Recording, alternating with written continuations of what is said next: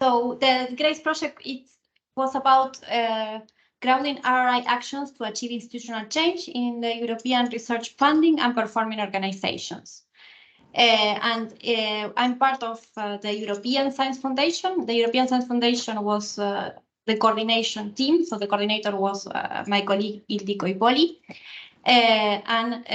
We work with Ildi in the inclusive science cluster or group at the European Science Foundation. So as part of the coordination team, I was participating in GRACE, but I also have another role that I will tell you more about later on. So what GRACE was about, so GRACE contributed to spreading and embedding responsible research and innovation, RRI, in the European research area. And we did this by catalyzing sustainable processes of institutional change. And this was done in 3 different axes. So it was first the development of a set of smart grounding actions. So that means grounding action is any action that will create and do a sustainable institutional change.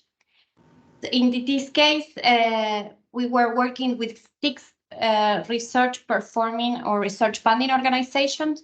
And this is the other role that we had at the European Science Foundation. We were both coordinators and also part of the implementers of this project. So we were also willing to do some institutional changes in-house. And this was my role in the project. So I was in the coordination team, but I was leading the institutional changes here at the European Science Foundation. So we had some hands experience on this.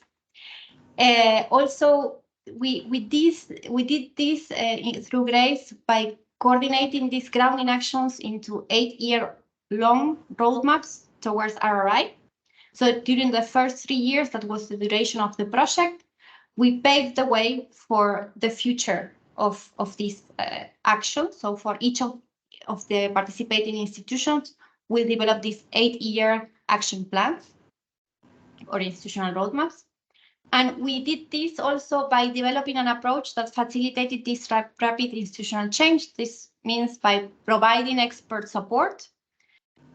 So there were some partners that were experts in these RRI fields. And also we did it in the frame of a mutual learning process and in a co-creation environment. So this is just at a glance what type of institutions were in the project. So we have some cooperating organizations, what we call, that was us, the European Science Foundation. We also have the University of Groningen in the part of the Faculty of Law, that they were the experts on ethics, for instance. Then we have knowledge and innovation that were dealing with all the mutual learning schemes, Aarhus University with evaluation. Then we have Excite that was dealing with the citizen engagement, and also the Southeast European Research Center, SERC, that were dealing with also with the mutual learning and the mentoring and monitoring scheme.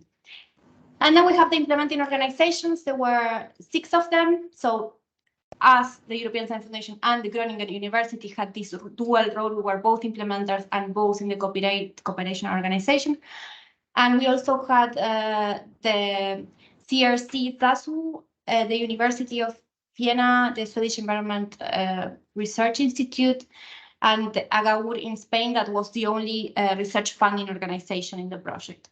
So as you saw there, I tried to highlight, but I don't know why it was not highlighted, that there were 2 universities among our implementers. So that would be a nice example for the CATALISI project, especially that you're working on higher education. So the main assumptions were, and the concept of RRI is that RRI has a role in complex changes affecting research and innovation and institutional life and settings. So RRI in GRACE was a strategy to help the research funding and performing organizations to manage the modifications that affect their research environment and their innovations. And this included their own operation mechanisms. And it was also RRI as an approach that aims to promote better interaction between the RFOs and RPOs with the external actors, and to provide more efficient means to deal with current activities. So to improve, for instance, research assessment, publication, work-life balance, gender equality, etc. So the key features were that these grounding actions were very tailored to each of the institutions. So they were the same institutions that were thinking about and doing a reflection on their own context to develop these grounding actions. That these grounding actions were in these roadmaps that also were very flexible and tailored. So these were key features for the institutional changes here. Also, the environment of the project, so this co-creation and mutual learning, we believe it was a success. So it really showed that it worked for GRACE. That's why we were participating in other projects. And I know we have some colleagues here from other projects. We try to replicate this good way of working and this good mechanism of working together, expert organizations with implementing organization and this mutual learning and co-creation environment. We also had evaluation and impact assessment, and it was in formative process evaluation. So it was the same implementing organizations, the one that were self-assessing their own progress. And this, we believe, was also key for the institutional changes, because each of the implementing organizations learn how to assess and map what they already have, and learn also how to evaluate the progress, not based only in the outcomes, but also in how the progress itself, how the implementation itself was changing little by little the organizational culture, for instance. And also the key features were that we make a lot of stress for each of the implementing organizations to do co-creation events where they enlarge their network and enlarge their outreach on ROI. So it was this multiplier effect that we were looking for. We believe that these were the key features in our project.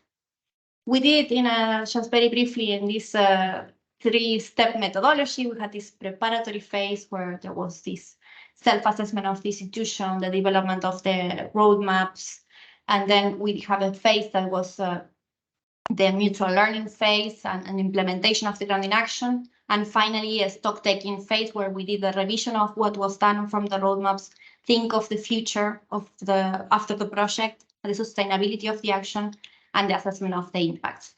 So overall, we had, with these 6 implementing organizations, 40 grounding actions along these 8 years roadmaps. These grounding actions, we can categorize them in 3 main categories. I mean, one was about new governance structures. So this was one of the key things that we didn't thought about in the proposal, but it came after that. If you want to implement institutional changes, you have to have some governance changes in the governance. So either to change or create committees or units, and also change some of the procedures and protocols. So we have new procedures, protocols, and guidelines, but not only new, but reformulating existing ones, which sometimes is easier than creating from scratch. And then these training and awareness raising activities. These were the main results. I don't know if I have time for the enablers and barriers. This is just a list for you and to know what we believe were the things that facilitated institutional change and some of the barriers we find. But if not, I can go after. Back after. Okay. Yes, you have 3 minutes. Yeah, please. Okay, so I will just present the resources, and if still have time, I go back to that. So for the resources, we try to gather here some of the things that might be useful, and they were already useful for some other projects. So I encourage you, especially if you are starting a project or starting an institutional change at your organization, to go through this document. The first one is a set of guidance documents that we did before starting the development of the roadmaps, and it's our partners from K&I, from Knowledge and Innovation, that prepare this set of guidelines. There's one document on gender equality, telling a little about what type of actions could be done on gender equality, well, etc. for each of these RI dimensions. Then we have the GRACE reflection tool, that it's a guide that each implementing organization or each research institution, university, faculty, whatever, you could use to start developing. It helps you thinking which grounding actions you you could do. So with action plan at the end you can have. And it really helps you to go through all the different processes, like think about stakeholders, think about obstacles, think about barriers, etc. So it's a nice tool to maybe print out or to work online with your team at the university. Then we have the mutual learning plan that was, this describes how we plan the whole mutual learning within the project. So it might be useful for easy projects, for instance. And then we have the guidance document on RRI-oriented grounding actions. That was one of the final deliverables. And in these final deliverables, we have a first part that very goes with to like describing all the lessons learned through the project, which is very interesting. And the second part is the long-term roadmap. So you see for each of the participating organizations, they do an analysis of the grounding actions they chose at the beginning of the project, how they will plan them to be sustainable, and also what new grounding actions they will bring. And then we have the final webinars. There were, I think, 7 of them. They are all in a YouTube channel that were touching different topics on RRI. There's one that it's about starting a new RRI project from scratch. That was one of the first ones. But you can find on different topics. Maybe they're a bit long, but if one day you're interested in some of the topics, you can go and find information there. And just for you to know, all public deliverables are in Zenodo. So you can go there and access them, and that's it. And I don't think I have time. But in any case, if we want to discuss this afterwards, I can discuss about the enablers and barriers. So thank you very much. You too, because it was very interesting presentation, and yeah, maybe and now I leave the floor to the first speaker, Stinch Delaware, because he now is join us, and so he's going to give us the policy context from the European Commission. So I will share his presentation. Good morning, good afternoon. If I don't know if you can hear us. Good afternoon, yes. Everyone. I'm sorry to be here very late. My plane was a bit delayed. I'm really sorry, but I'm glad that I'm here. Yes, so I was asked to give a bit of policy context to why we have CATALISI as one of the acceleration services projects, and what the plans are at European level on support to higher education institutions for research and innovation. So I will explain a bit the European research area policy that we are developing, and I will end with some funding opportunities, and I'll try to show you where the CATALISI fits in this policy. It's one of the instruments that we have at our disposal to empower universities to develop in line with the European research area, basically. Next slide, please. So what is the ERA, the European Research Area? Oh, can I move the slides myself? Yes, I'm trying to move the slides. Something doesn't work, sorry. So I'll continue while you look for yeah, thank you. So the ERA is an idea, a concept, a way of working of member states, commission and stakeholders together to move to a single market for knowledge, where researchers are mobile freely, where knowledge circulates freely and seamlessly, and so on. So where policies and instruments are, I shouldn't say harmonized, but are complementary and work together in support of a very strong research innovation system in Europe. Next slide, please. So end of 2021, the Council decided on a pact for research innovation, a pact between the member states and with the Commission.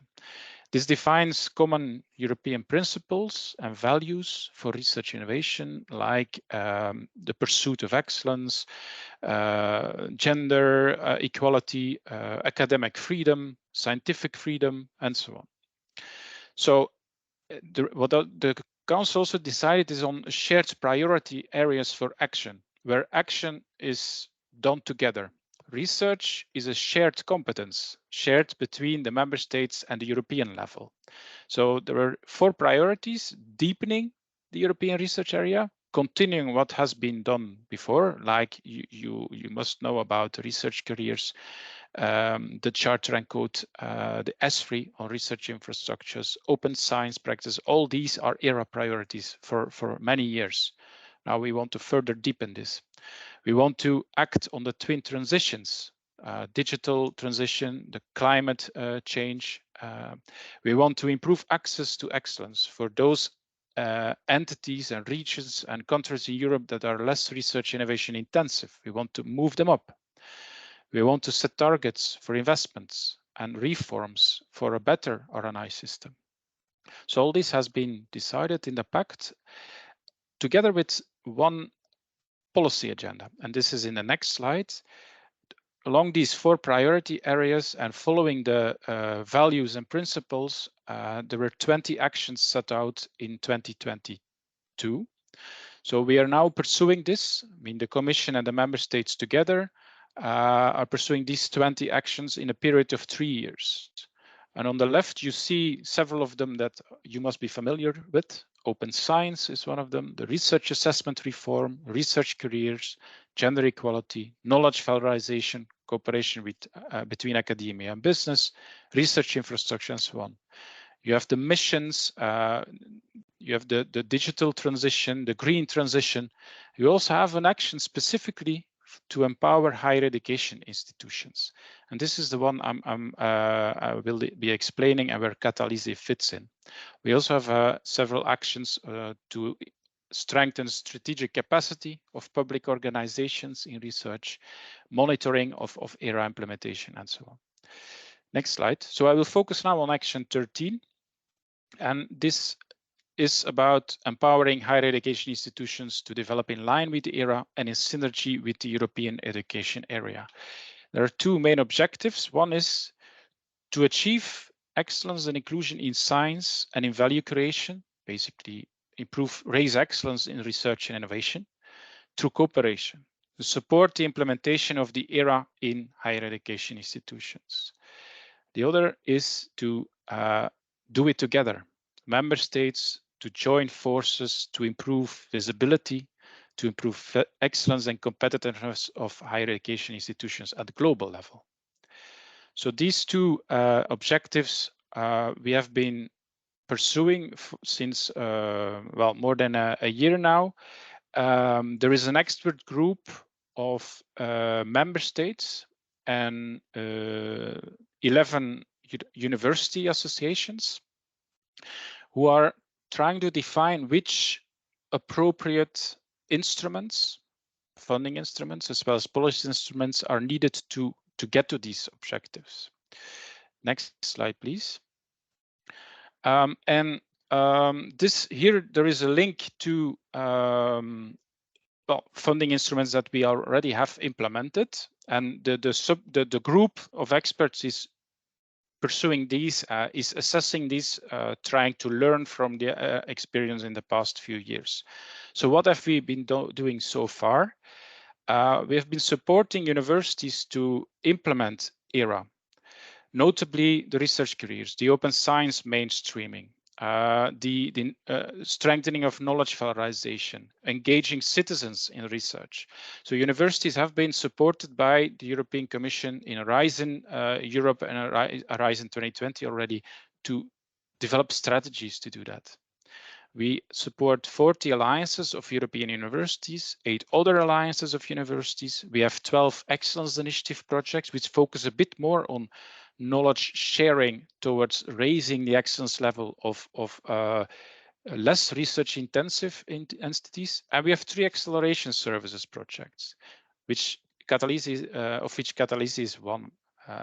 So all these projects either support the universities directly to implement ERA priorities, or through the acceleration service, which indirectly we support a CSA, like CATALISI to help other universities, large user groups to implement these ERA priorities. The first 39 projects have been evaluated. Could you push once, please? So, and we have 2 assessment reports. One is published, I think, in May. The other one will be published normally next week or the week after, which showing that by the cooperation, the universities make a lot of progress. All universities that are supported to help implement ERA indeed make progress, and the progress is much higher in those who are in most need. So with less research intensive countries and smaller institutions. Smaller was defined as those with less than 15,000 students. Also, the assessment showed that there is more critical mass formed by cooperation, by supporting the ERA implementation for better societal impact of the science and the knowledge that is delivered. I'll continue in the next slide, showing you the practices. So for the first generation of alliances of universities that we have supported, you see here the modules, they were called, but basically these are also ERA areas. All these areas have been pursued by the universities. Sharing infrastructures was one, developing a common research and innovation agenda, strengthening human capital. This is about research careers, cooperation with other sectors. This is about knowledge valorization, knowledge and digitally driven higher education institutions. This is about the digital transition and open science, and embedding citizen society, this citizen engagement. So here you see the difference between university, the benefits for universities that are in widening countries or in non-widening countries. So you see that all universities reported benefits of the cooperation in all these areas, but those in widening countries are a bit stronger, which is quite an interesting result because it shows where we have to put emphasis, okay? And it shows that by cooperation in a geographical balanced manner in these aspects accelerates institutional change. And the entire research innovation system in Europe, the entire ERA will benefit from this. That is our hypothesis. Next slide. So the expert group in Action 13 has now developed some very concrete recommendations in various categories. And we are pursuing these now one by one. One category is policy support to member states to raise and promote excellence in university sector. I'll come back in the next slide on that. Other was targeted, another recommendation from the expert group was targeted to framework program support. So here it was asked to continue action, in fact, the acceleration services type of support. So where consultancy is built in support of large user groups of universities to help them implement one or more of the ERA priorities as they want, or to continue the direct support to universities and in alliances was also recommended. The expert group also asked for a more coordination between member states and EU level to promote excellence, targeting a kind of a European excellence initiative in the future, perhaps in the next framework program, and already starting this through a program level cooperation between funding agencies under the current framework program. So that is also being pursued now by the member states, checked if there is appetite to go that far. And finally, the expert group said that it's really urgent to make synergies with education and also the industry. That's not on the slide. Industrial support more concrete and try to work together, because what we are doing now is having parallel grants to universities from Erasmus versus to Horizon for research innovation. Next slide, please.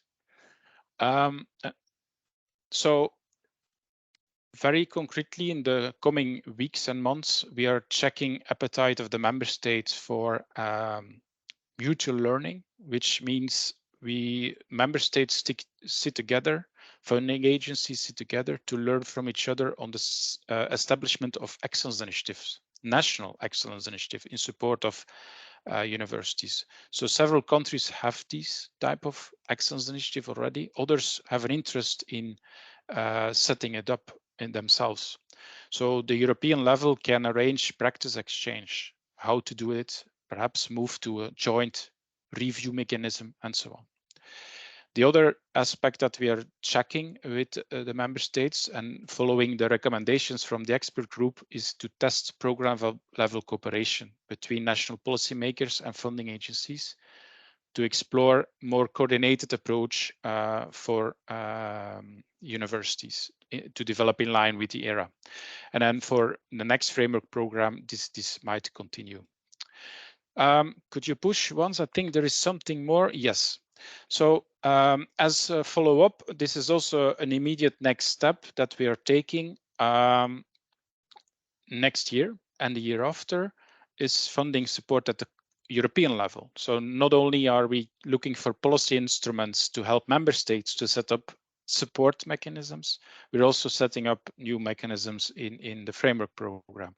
So the European Excellence Initiative has been had a call closed last year, and we selected 12 consortia of universities and other actors to consolidate change, institutional organizational change towards ERA.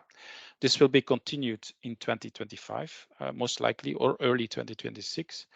And then next year, there will be a new call called Talent Ecosystems, which is pretty much like acceleration services. It is inspired by the success of the call that we had in 2022, was it?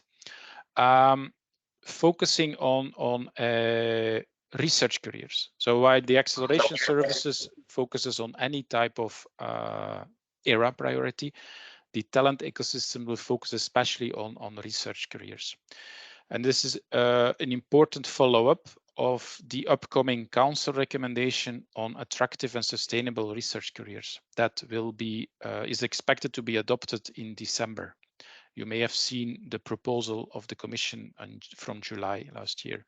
So basically, this call will help organizations to implement high standards, very good working conditions, remuneration, open and transparent and merit-based recruitment system at their organization through large-scale cooperation and forming an ecosystem of talents that can circulate from academia to business, from business to academia, all the way around, following the standards for attractive careers laid down in this council recommendation. So you see that the acceleration services are one part of a big series of instruments and support mechanisms that we are implementing at European level and at member states level to empower universities further as they wish and where they see the need. I think this was my last slide. If you could click. Thank you very much, and open to some questions. Thank you very much. Also because you managed to join also today during your travel, so really appreciate this. And we will move to the next presentations, and Dr. Ciro Franco from Sapienza Università Roma. And please, I give you the floor, and I thank again for joining us. Thank you. Hello, good afternoon. Thanks, Maria Carmela. And first of all, I wish to thank you for this invitation. And please, before starting my presentation, allow me to thank also Stimler Delors for this really broad overview about the context and about the next steps and next overview of the next actions by the European Commission, which is very interesting. We are part of an alliance funded by the European Commission, Civis Alliance. So we are very interested in this kind of actions. So please, I'm going to share my presentation.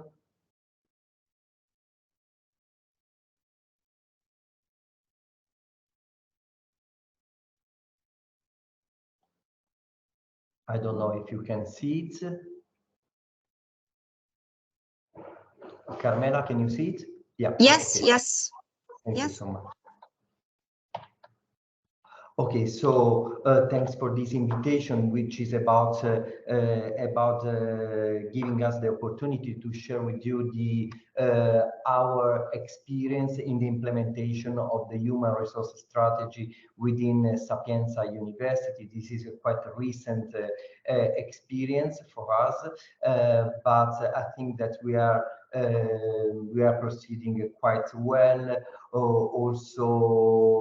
Also against the recent positive evaluation received by the evaluators on our action plan. So as we all know, the human resources strategy for researchers is this initiative funded by the launched by the European Commission some years ago in order to support the implementation of the European Charter for Researchers and the Code of Conduct for the recruitment of researchers. This acknowledged by the European Commission, human resource excellence in research is awarded to research organizations, universities, which are committed with the implementation of the 40 principles of the Charter and Code. Currently, over 700 organizations have received this acknowledgement, and in Italy,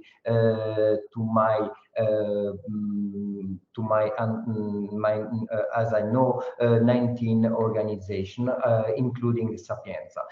We usually speak about the human resources strategy as an instrument, of course, to improve the working environment for researchers, and this is of course the first aim, but I can say that there are and we are actually tasting lots of benefits also for our organization and in general for research organization, which means to guarantee a more transparent and open recruitment strategies, improve the international networks and attractiveness by our institutions, but also improving competitiveness in research and innovation funding programs. I refer in particular to Marie Sklodowska-Curie action, where an added value, a key point in the evaluation is to demonstrate to comply with the principles, of course, of the Charter and Code, and to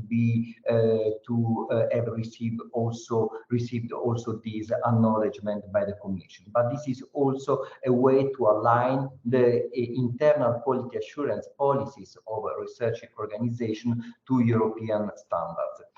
We have started this process around 3 years ago, so quite recently we have been awarded the acknowledge in 2020, and at the end of last year we received a positive feedback by the European Commission about the first implementation of the action plan developed by Sapienza, and I can tell you that this process was not so easy for us in such a huge context, because as you know, Sapienza is one of the largest universities in Europe, with over 122,000 students, among which we have also nearly 4,360 PhD students, and as an overall we have around 3,500 academics. So this is a very large context, and in our process, in our action plan, we wanted to include all the main representatives and the main needs of that have been identified in such a huge scientific community. I'm sorry, Ciros, to interrupt you. Maybe there is something problem with the visualization of your slide, because it's cutting, the text is cutting, so no one can see. I don't know. Oh, sorry for that. I will try again to share the presentation. Yeah, here it is more visible. Like this, for example, if I scroll like in this way, it's cutted in reality. Okay, better, much. What about this? No, the same. So maybe as before, you can put as before and make the Zoom more As Zoom. before. Otherwise, I have to share by PowerPoint. It's up to you. Yes, as before, maybe zooming a little bit. So I can try again. thank you. Sorry for that.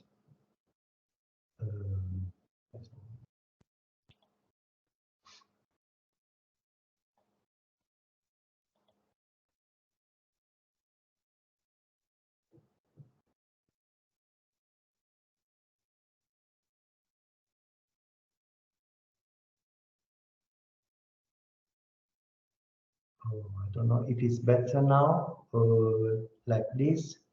Much better. Yes, thank you. Okay, sorry for that. So this was about the context, what we developed within our action plan. Actually, we based our action plan on a very shared methodology, in my opinion, and this was to try to implement a concrete institutional change within our institution, characterized by a very participatory methodological approach, and this is evident from the following actions.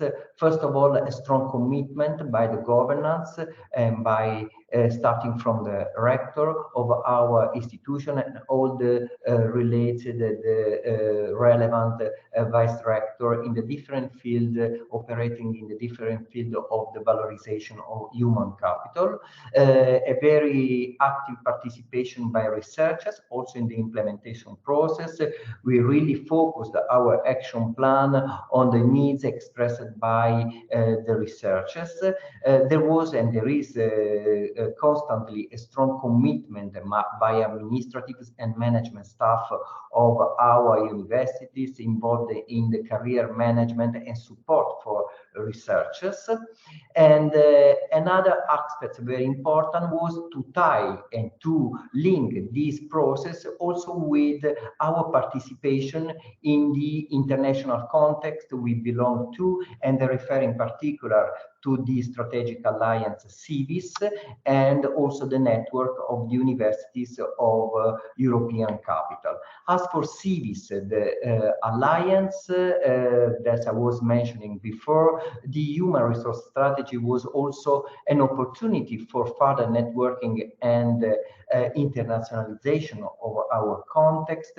And in fact, in one of the projects, the one funded by the Science Media for Society call in Horizon Europe, by Risk for Cities project, we are trying to implement an institutional transformation within our institution, operating, focusing on 6 main modules, and one of them is related to the reinforcement of human capital. So this context was used by the university also to compare our process of implementation of human resources strategies with the one developed by other universities belonging to the alliance. So this was a really important, a real opportunity to compare and to improve our process as well. Which are, in my opinion, the key points of human resources strategy, Sapienza methodology. There are 2 main aspects. One is related to organizational aspects. We have a technical scientific committee chaired by the Vice Rector for Quality and Valorization of Research Activities, and with the involvement of representative by the governance, research staff, and also administrative and the general director of our institution. Then there is also a more operational, I would say, committee, which is the Human Resource Strategy Management Committee, with the task to manage and to monitor constantly the action plan developed by our university. Another aspect is the identification of 5 main areas of intervention, 5 main areas of actions in our plan. The first one is to focus on the university attractiveness. The second one is to offer new training opportunities on soft skills, so competencies also to be used within the private sector by the early stage researchers. And this is, I would say, the main focus of our action plan. Then the promotion of third mission of university, the update of the main regulation, internal regulation related to the topics connected with the charter, the principles of the charter and code. And there was not only the issue of new regulation and the update of new regulation, but also an action for improve, enhance the awareness of this regulation by the researchers, and in particular by the early stage researchers. The main focus, as I said, the main pillar of our action plan is the design and the implementation of this transversal training program on soft skill for the valorization of the competencies and the diversification of the competencies of PhDs and of early stage researchers, and some other action, for example, the improvement of the new set of services which were not opened to PhD students in terms of future career, for example, the career service activities. They were also opened and made available to doctoral students, and then some other action related to the communication in science and public engagement. But most of all, I'd like to focus on this second pillar of our action plan, which is the development of this training program. This morning we launched the 4th edition with the participation also of some representative of the European Commission, like for example, this morning was present Manuel Alexio from the European Commission, and who is tightly involved in the policies for the valorization of human capital. And this was to launch the new edition of our training package. This training package actually is in line with the main strategy of the European Commission related to the valorization and enhancement of human capital. So in particular with the Marie Sklodowska-Curie action, according which we should not develop just scientific skills for the PhD students and the early stage researchers, but also provide them with transferable skills. So these training paths that we have developed during these years is based on 3 I's, so providing them innovative competencies, interdisciplinarity, and this is also an occasion of contamination, because in the same courses we have the participation of students and early stage researchers coming from different scientific fields, and this is once more an opportunity to foster international networking among them. Here you can see the 5 main domains of these training paths. This is about the edition of this year, which is starting actually today, and there was during these years an increasing interest and participation by researchers, and in 2022 we had the participation of over 9,000 students and participants. So, in my opinion, which are the main key points for a successful implementation of the human resources strategies within our organization, and also a way to use this strategy for a concrete transformation of our institution, the strong commitment once more by the governance, the integration between different perspectives, and including within this different perspective academics, early stage researchers. We should consider them as the concrete, as they are the concrete drivers for development and the innovation and the internationalization of our institution, but also the involvement of management staff of of our institution. So from my side, it's all. I hope it was interesting for you, and I'm at your disposal for any question. Okay, thank you again. We have a switch now in the presentation. We anticipate Claudia Iasillo presentation, and then move the other one to the second in the final. So Claudia, please, the floor is yours. Thank you, Maria Carmela. Good afternoon, everyone. Just let me share my screen. I will try to catch up a little bit the delay that we have. Okay. Thank you very much.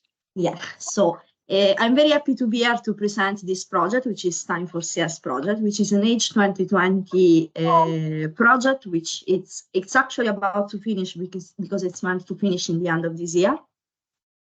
And it's about sustainable changes and institutional changes to promote citizen science in science and technology. And I'm very happy that at the beginning of this event today, there was my colleague Eugenia, which was presenting GRACE project, because actually Time for CS is building on some of the results of GRACE project. So it's a nice flow of the different activities that there are in European project. And she also made my life a bit easier because she was already introducing some of the words and the concept that we are also using in Time for CS project. The project is coordinated by APRE, so I'm representing today the coordinating team of this project, and together with me there is also my colleague Alessio Di Biospera, that today is not here but is also coordinating the project together with me. And we are 11 partners from 9 European countries. And the strength of this project was really the consortium, because we had the opportunity to collaborate with a lot of universities and really excellent universities in the field of citizen science that were sharing their knowledge and were really contributing to build and to achieve all the results that we achieved in these 3 years of the project. Our general objective was to support and facilitate the implementation of sustainable institutional changes in research performing organizations to promote citizen science. So in order to do so, we decided to adopt a very practical approach. So in 3 years project, it would have been very difficult to really achieve a true institutional change, because a true institutional change, it's a long-term process. It requires a lot of time, it requires a lot of efforts, and a lot of things that they have to change inside universities and research performing organizations. So what we wanted actually to do in this project was to to lay the foundation for these institutional changes. So we wanted to really implement concrete actions that we call grounding actions, that in the long term could pave the way to those institutional changes in the research organization that were participating to our project. Our general aim, so we had a very specific focus, like GRACE project was a bit broader and it was about RRI, while in Time for CS we were really focused on a very specific aspect, which was citizen science. So the first thing that we did was to define some intervention areas in the field of citizen science, meaning some areas where some changes inside the research performing organization were needed in order to promote the institutional changes. So for each of these intervention areas, we define a set of grounding actions, meant as concrete actions that those organizations could really carry out in the time frame of our project, which again was very short because it was only 3 years. In the overall process, there was a lot of exchange, because basically we had two kind of different partners. So we had the front runners, which we identified as universities and research centers in Europe that had a very good knowledge and expertise in the field of citizen science, and they already went through this process of somehow adapting and evolving their organization in order to promote citizen science as a research methodology. And they were sharing their knowledge with the other partners in the project that we call implementers. So we had 4 implementers in the project, and those were the ones that were really carrying out these grounding actions. And the grounding actions were described in some personalized roadmaps, meaning some personalized action plan, where the different actions were described, defining the objectives, the timing, and also the key performance indicators, the stakeholders to engage in the process, and so on.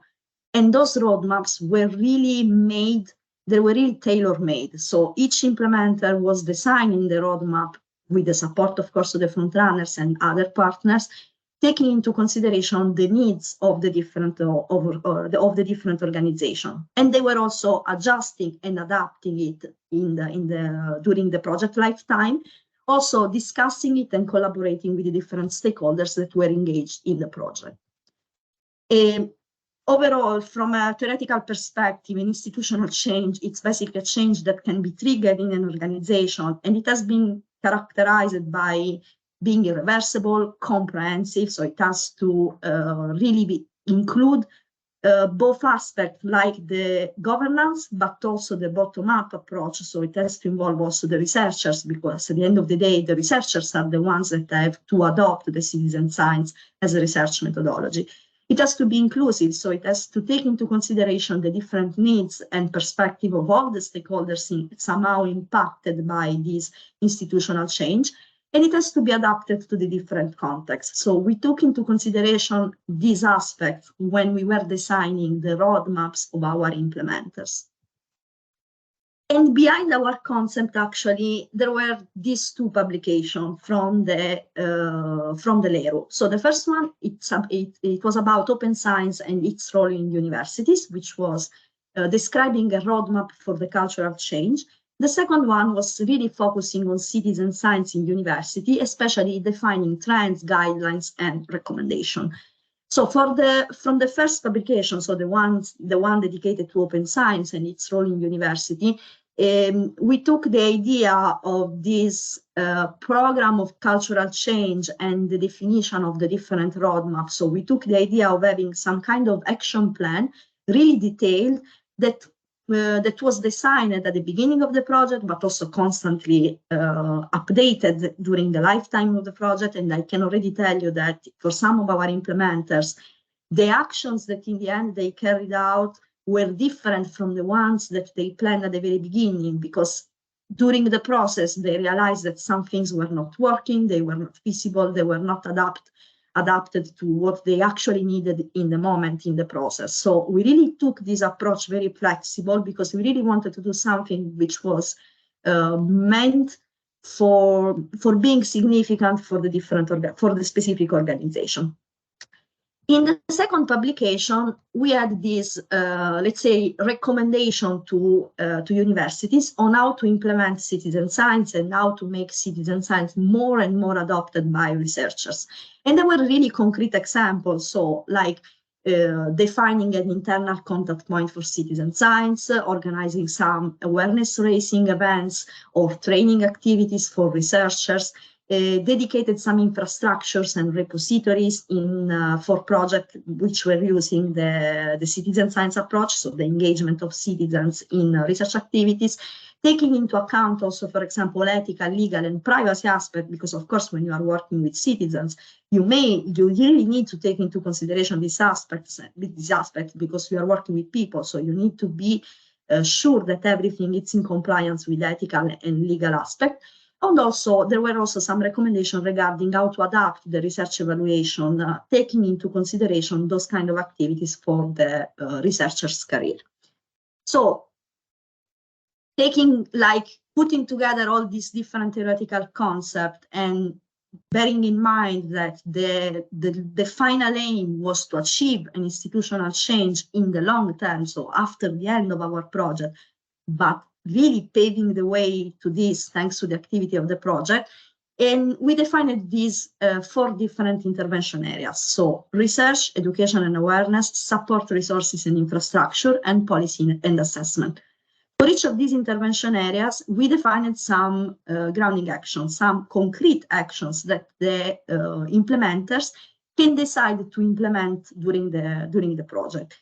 And this process was already done at proposal stage, so we did it thanks to this publication that I was mentioning before. But we also expand the pool of possible grounding actions thanks to some activities that we did at the very beginning of the project by analyzing the experience of our 3 front runners that already went through this process of promoting citizen science in their organization. So as you can see in this slide, there are some grounding actions which are in green, and those are the ones that were already defined at proposal stage, and thanks to some theory and some publication that we were using as a reference, while the new grounding actions are the ones that came during the project lifetime at the very beginning, thanks to this analysis of the front runners. This pool of activities was the base of the roadmaps that implementers were defining. So basically our implementers, they did not implement all the actions that you can see in this slide, but they used this pool as a reference at the very beginning to decide which actions they wanted to implement, okay? And they were choosing some of these activities and including them in their roadmaps. Can you still see my screen? I think we're not seeing your slides anymore.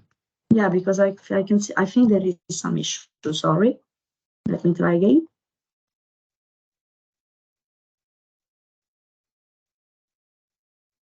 Okay, can you see it now? Yes. Okay, great. So another activity that we were doing at the very beginning of the project was an analysis of some case studies, and this was very useful for us. It was in the first year of the project, and it really brought us a lot of knowledge about citizen science and how to enable citizen science within research performing organization. So we did this collection of case studies across the world. They are available on our website and on the dedicated repository. There was a very complex questionnaire with a lot of questions that those organizations were answering, providing us some information and regarding the status of citizen science within their organization. And thanks to this analysis, we could identify some enabling conditions for promoting citizen science in research performing organization. And we were also defining a little bit the different process of the institutional transformation, because of course, institutional transformation, it's a complex process. And it means that the organization, they are not all of them in the same stage. There are some organizations which can be at the very beginning of institutional transformation, so they can benefit of something, while institutions that are already in, let's say, in a more advanced phase of the institutional transformation, they could implement different kind of actions. So thanks to these activities, which was also out of our consortium, because we were engaging 38 different organizations, we gained a lot of knowledge about the process of institutional transformation, of course, with a specific focus of citizen science, because this was the focus of the project in our case. And finally, there are a lot of tools and results that I can share with you, because as I mentioned at the beginning, we are at the end of the project. So basically we just had our final conference last week, and now we are in the phase where we are just putting together all the results and sharing with the communities and so on. So you can find our material, of course, on the Zenodo community. There is the reflection tool, which was already mentioned at the beginning by Eugenia, and it's coming actually from the GRACE reflection tool, but we tailor-made it for citizen science in this case. There will be some indicators for institutional changes that will be available at the end of this year. And there is also the citizen science helix on the CrowdHelix platform, which is meant for like networking and sharing information and so on. So if you are a member of the CrowdHelix platform, please have a look at the Citizen Science Helix and join it, because there are a lot of, we have a very big number of organizations and members which are inside the Helix right now and sharing their opportunities, experience, and material. And I think that's it. So I try to be very, very quick to catch up a little bit the delay, but I'm available for any question if you have something that you would like to know more.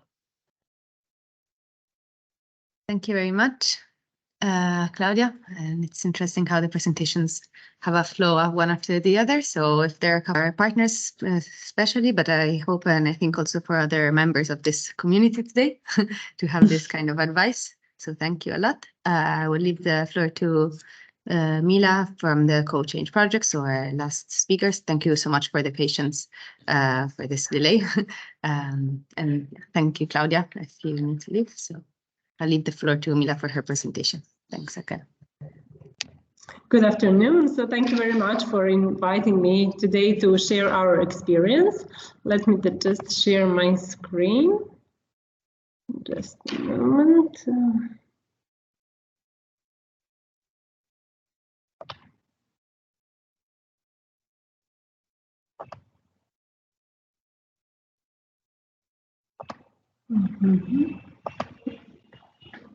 Do you see my presentation? Yes. Yes, perfect. Okay, great. So I shall present you the road to institutional changes of the Faculty of Agriculture, University of Novi Sad, which is located in Serbia. And these changes actually happened during the lifespan of the Co-Change project. So first of all, I would just like to stress out that social scientists are actually not my area of expertise. I'm associate professor of phytopathology, and my area of expertise is actually shown on these photos. So I deal with plant diseases that are economically significant in plant production in agriculture and with their control. However, my institution and I experienced some changes regarding RRI philosophy at our institution, and I will show them to you today. The first step was actually to recognize the significance of responsible research and innovation by our faculty top management. This actually happened by our participation in the social labs that were running at that time throughout Europe. One of the labs was held in Madrid, and actually the participants of this social lab presented the experience of this lab to our Vice Dean for Science and International Cooperation. And he recognized the significance of responsible research and innovation philosophy, and it was soon after implemented in the strategy for future faculty development. The other trigger that made our top management recognized RRI significance was actually to stay eligible to apply for Horizon projects.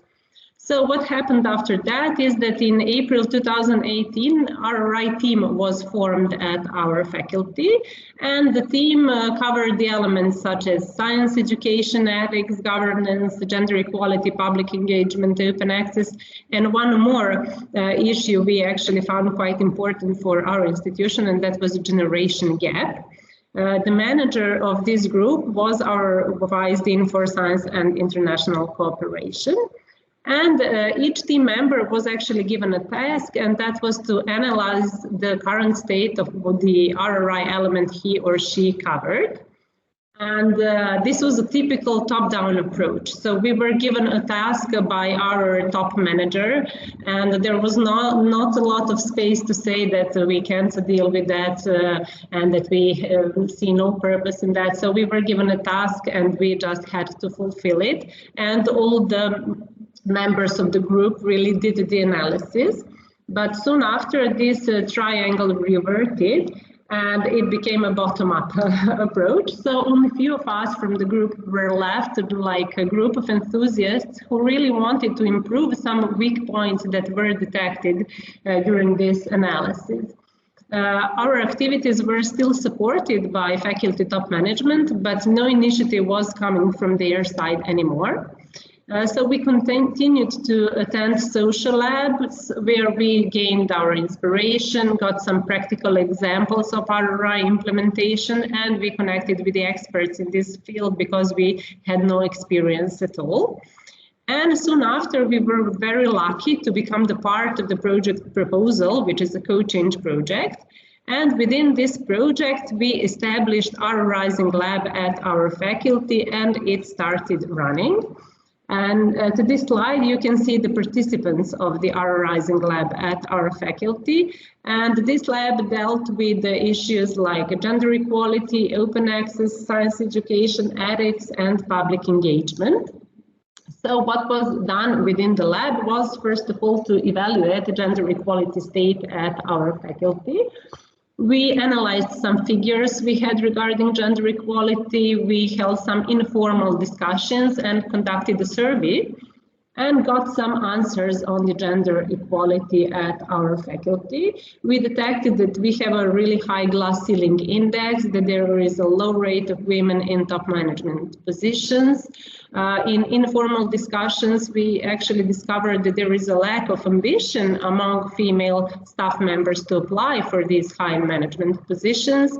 And we felt that stronger support is needed for women to juggle work and family life, and also that there is a hidden pay gap. The survey showed us that most of the participants of the surveys actually have positive attitudes towards women in the top positions. Then we evaluated open access state at our institution, and we detected some weak points. So we had a lack of adequate institutional software, non-use of repositories, a lack of a person who would process the production in an analytical sense. And in this process, we actually learned some lessons, but they had a really small scope. So the lessons learned actually regarded only the RRI lab participants and our closely related colleagues. But actually in this process, we became aware of the significance of the responsible research and innovation, and became aware of the weak points of our institution regarding gender equality and open access. But we also discovered that we are already practicing some RRI, just not calling it that way, particularly in the field of ethics, science education, and public engagement, because our faculty has a really long tradition of practicing public engagement. We have really some good events that are still running and are great examples of the public engagement. So after all these processes, we felt mature enough to initiate actually some institutional changes at our faculty. And we established the Gender Equality Board, elected the president of this board, and the board drafted the Gender Equality Plan, which was accepted in October 2021. And also the person responsible for gender equality was named at our faculty. We also reached some open access institutional changes. We created and implemented open repository for the textbooks that are issued by our teaching staff. And also some open access aspects and elements were implemented in the publishing rule book of our faculty, and it was implemented and adopted in 2023.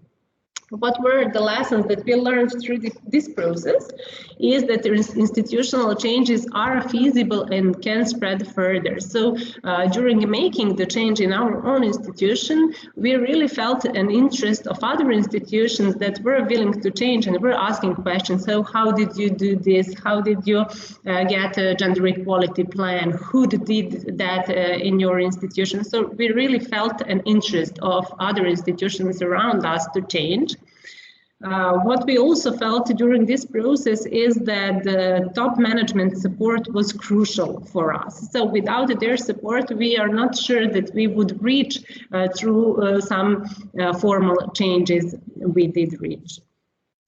Also, we felt that we have to act on a larger scale. So we had to change the approach because formal acts like the plans and rule books, they're only a good base for the changes, but the true change lies within the people. So we went out among the people and started functioning beyond institutional changes. We started organizing different workshops.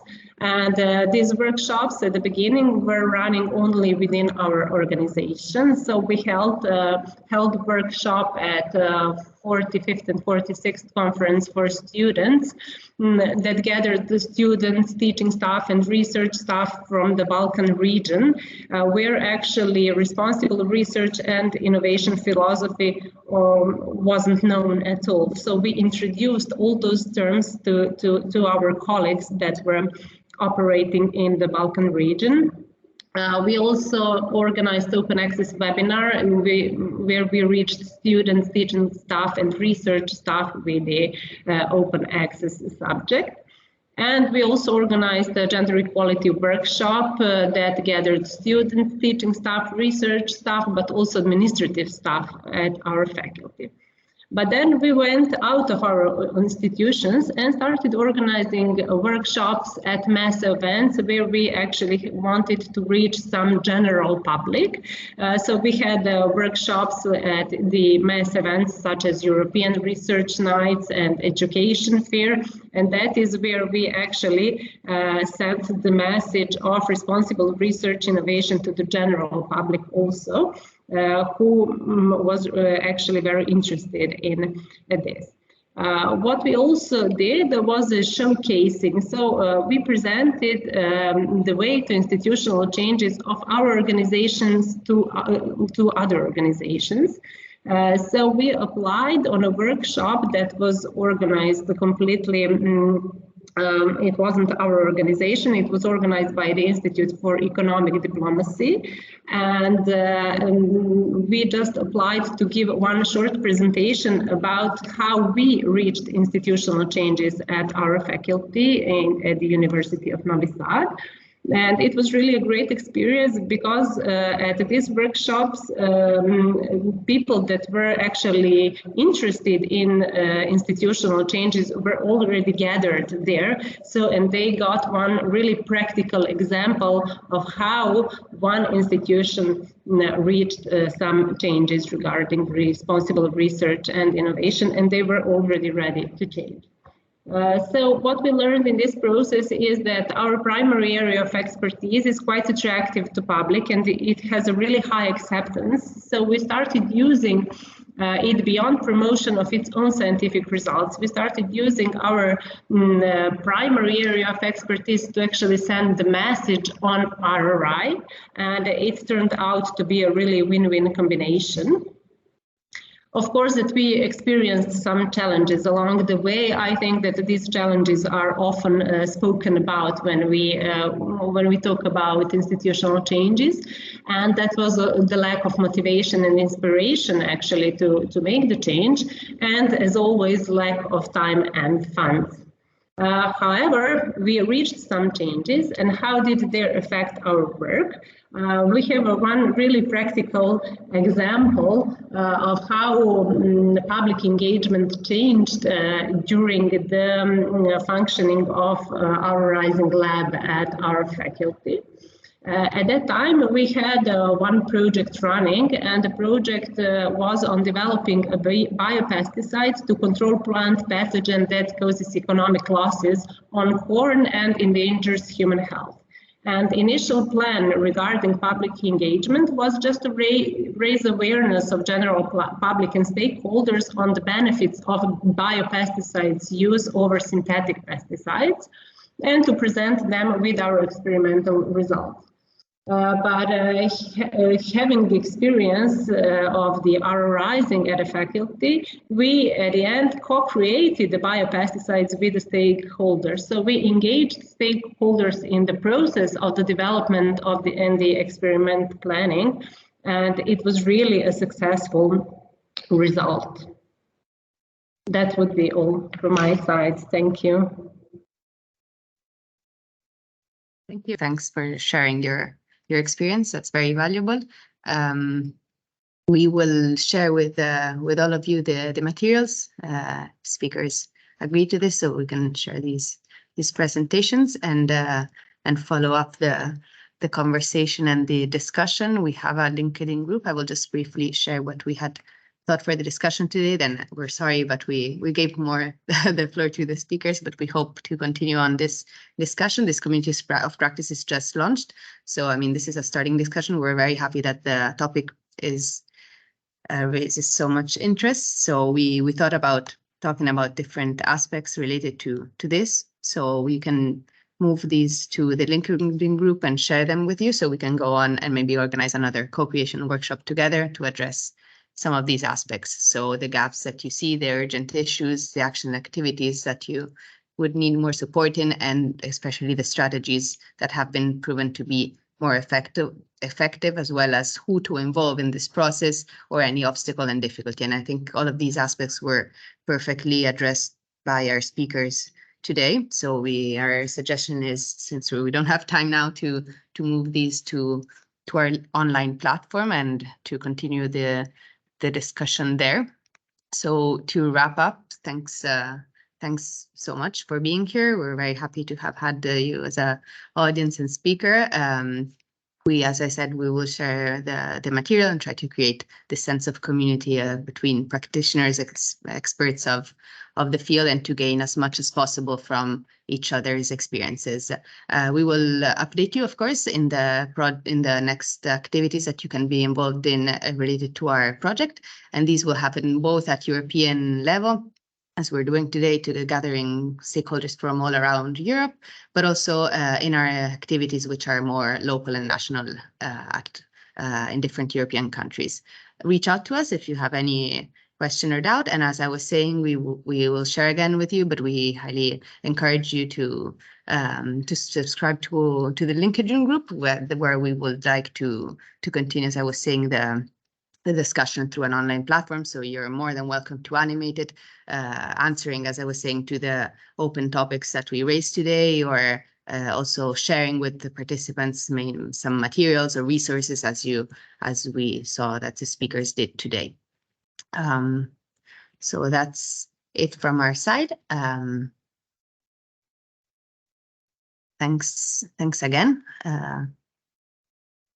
Thank you, everybody. Thank you very much. And see you in the next time. Definitely. Thank you. Bye, everyone. Bye. Bye-bye. Bye, everyone. Bye-bye.